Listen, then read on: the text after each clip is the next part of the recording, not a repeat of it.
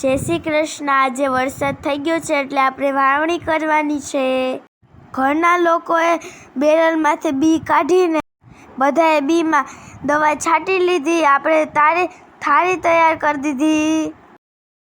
આપણે થાળી તૈયાર કરી હાથીઓ પૂરવા માટે।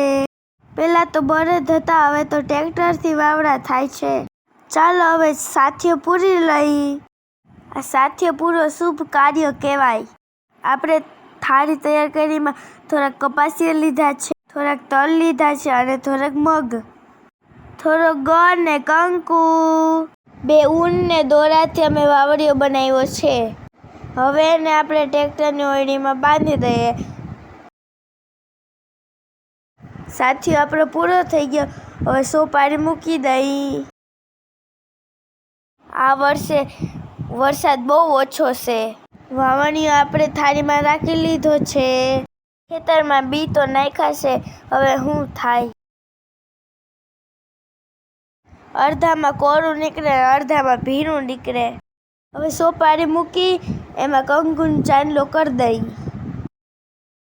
આમ તો વરસાદ એટલો બધો છે નહીં, પણ શું કરવું?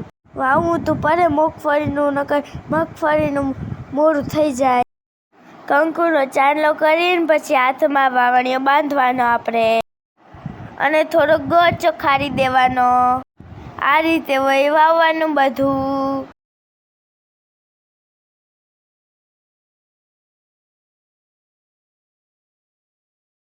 કંકુ ચાંદલો કરી અને પછી આપણે હવે પપ્પાને બાંધી દઈ। વાવણીઓ બાંધી દીધો। હવે આપણે દાદાને કંકુનો ચાંદલો કરી દઈ અને વાવણીઓ બાંધી દઈ।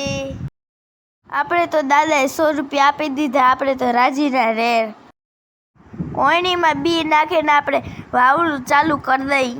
વરસાદ ઓછો છે એટલે માંડવી ઉગે કે ના ઉગે રામ જાણે।